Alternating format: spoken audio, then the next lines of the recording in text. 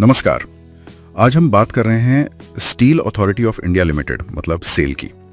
देखते हैं इसके स्टॉक में क्या चल रहा है चार्ट्स और फंडामेंटल्स के नजरिए से। हाँ बिल्कुल, आज हम इसी पर गौर करेंगे।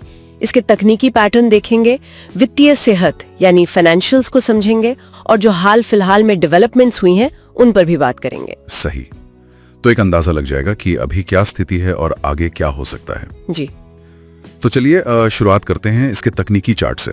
क्या कहानी दिख रही है वहां?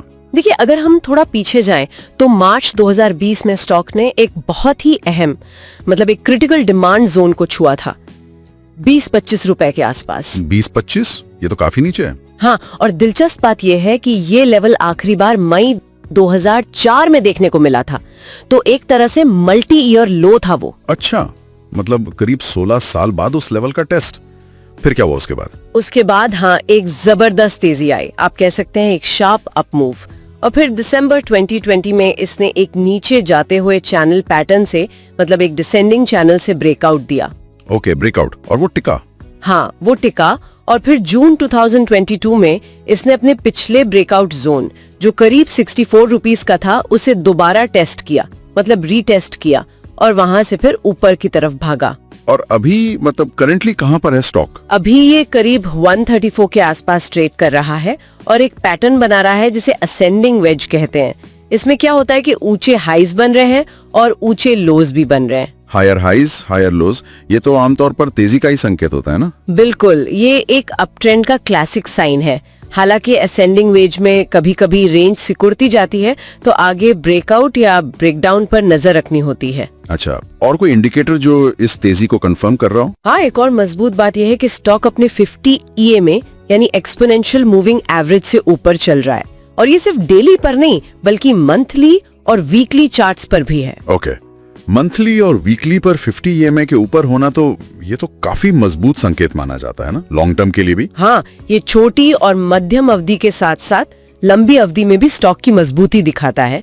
और अगर हम फिबोनाची लेवल्स देखें वीकली चार्ट पर तो हाल ही में इसने 0.5 रिट्रेसमेंट लेवल से अच्छा बाउंस लिया है। फिबोनाची 0.5 लेवल, ये भी एक अहम सपोर्ट माना जाता है। जी बिल्कुल, और वहां से वापसी ये दिखाती है कि खरीदारों में अभी भी दम बाकी है, मतलब बाइंग प्रेशर है। हाँ, तो इन सब तकनीकी चीजों को जोड़कर देखें तो आगे क्या लग रहा है, क्या हो सकता है? देखिए, अभी मोमेंटम तो पॉजिटिव है।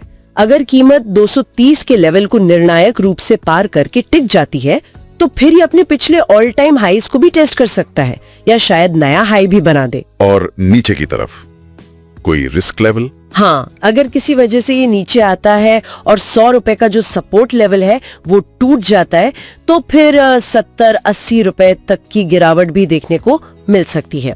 लेकिन अभी जो चाल है उसे देखते हुए लगता है कि आने वाले हफ्तों में 200 रुपए की तरफ जाने की संभावना ज्यादा है। ठीक है, तो चार्ट्स तो एक मजबूत मतलब बुलिश कहानी बता रहे हैं, लेकिन क्या कंपनी के फंडामेंटल्स मतलब इसके बही खाते भी यही इशारा कर रहे हैं? हाँ, ये एक अच्छा सवाल है और फंडामेंटली देखें तो सेल अभी भी आप कह सकते हैं अंडर वैल्यूड लग रहा है। अंडर वैल्यूड कैसे?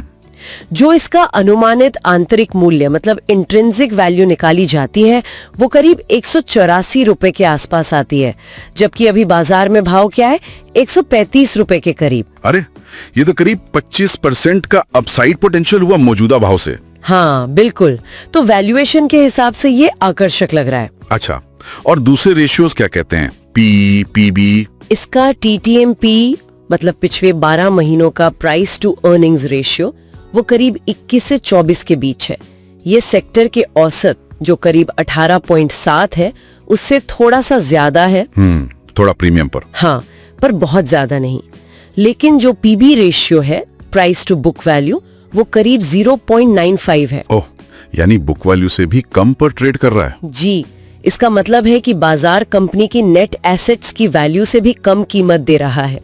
ये वैल्यू इन्वेस्टर्स को काफी पसंद आता है। सही बात है। और कंपनी पर कर्ज वगैरह कैसा है? डेट टू इक्विटी रेशियो करीब 0.56 से 0.63 के बीच है। इसे हम मॉडरेट कह सकते हैं, मतलब बहुत ज्यादा कर्ज का बोझ नहीं है, मैनेजेबल है। और लिक्विडिटी मतलब short term obligations? Current ratio जो शॉर्ट टर्म लायबिलिटीज चुकाने की क्षमता दिखाता है वो 0.9 से 1.0 के बीच है। ये ठीक ठाक स्टेबिलिटी दिखाता है, बहुत शानदार नहीं पर ठीक है। हाल का परफॉर्मेंस कैसा रहा? Sales profit? पिछले वित्त वर्ष मतलब FY 24-25 में रेवेन्यू करीब 1,02,00,000 करोड़ रहा।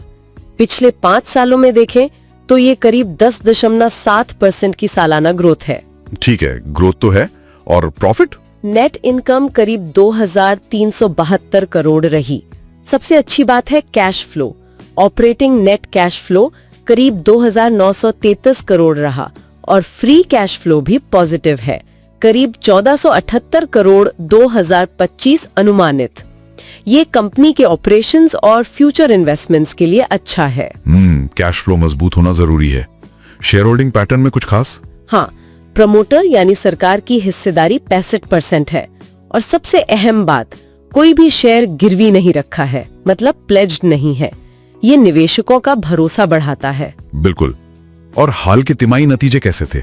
जो लेटेस्ट क्वार्टर था Q4 FY 25, उसके नतीजे थोड़े बेहतर थे पिछले कुछ कमजोर तिमाहियों के मुकाबले। रेवेन्यू 29,316 करोड़ और नेट प्रॉफिट करीब 1,178 से 1,251 करोड़ के बीच रहा, तो एक तरह से रिकवरी दिख रही है। और ROE, ROC जैसे return ratios? Return on equity करीब 4-5% है और रिटर्न ऑन कैपिटल एम्प्लॉयड करीब 7%। ये आंकड़े अभी बहुत ज्यादा इम्प्रेसिव नहीं है, एरिज कजाक, लेकिन सुधार की गुंजाइश है। बुक वैल्यू पर शेयर करीब 135 रुपए है, जो करंट मार्केट प्राइस के काफी पास है। सुना है कंपनी ने हाल में कुछ स्ट्रेटेजिक मूव्स भी लिए हैं, विस्तार वगैरह? हाँ बिल्कुल, अपनी ग्लोबल प्रेजेंस बढ़ाने और रॉ मटेरियल सोर्सिंग को बेहतर करने के लिए दुबई में एक रिप्रेजेंटेटिव ऑफिस खोला है। ये लॉन्ग टर्म के लिए एक अच्छा कदम हो सकता है। और घरेलू प्रोजेक्ट्स में भी भागीदारी है? हाँ, जैसे वो प्रतिष्ठित चिनाब रेल ब्रिज है, उसके लिए सेल ने 16,000 टन स्पेशल स्टील सप्लाई किया है। ये दिखाता है कि देश के बड़े इंफ्रा प्रोजेक्ट्स में इसका कितना अहम रोल है। अच्छा, और शायद डिफेंस सेक्टर में भी कुछ? हाँ, सही पकड़ा आपने।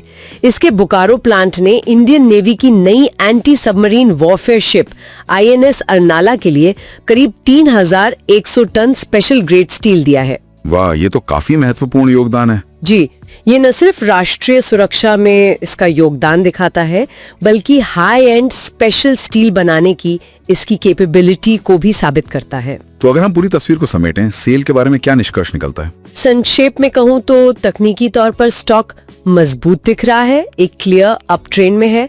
फंडामेंटली ये अपनी इंट्रिंसिक वैल्यू से नीचे ट्रेड कर रहा है, मतलब अंडर वैल्यूड है। कंपनी की वित्तीय सेहत स्थिर है, कैश फ्लो ठीक ठाक है और सरकारी कंपनी होने के नाते इंडस्ट्री में इसके एक सॉलिड पोजीशन है। और जो ये नए रणनीतिक कदम है, जैसे दुबई ऑफिस या बड़े प्रोजेक्ट्स में सप्लाई, हाँ, ये सब इसके लॉन्ग टर्म आउटलुक को और मजबूत करते हैं। ये दिखाते हैं कि कंपनी सिर्फ अपने मौजूदा कारोबार पर ही नहीं, बल्कि भविष्य के विकास पर भी ध्यान दे रही है। बिल्कुल। तो आज की बातचीत का निचोड़ यही है कि तकनीकी और मौलिक दोनों ही नजरिए से सेल एक दिलचस्प स्टॉक नजर आता है। तेजी के संकेत भी हैं और वैल्यूएशन भी आकर्षक लग रहा है। सही कहा। और जाते जाते एक सवाल सबके सोचने के लिए छोड़ जाते हैं। हाँ, जरूर।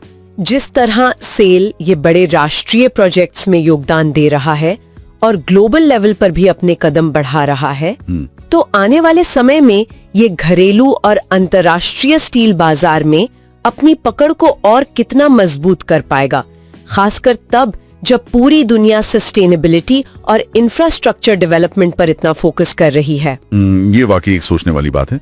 इसके भविष्य के प्रदर्शन के लिए ये फैक्टर्स काफी अहम होंगे।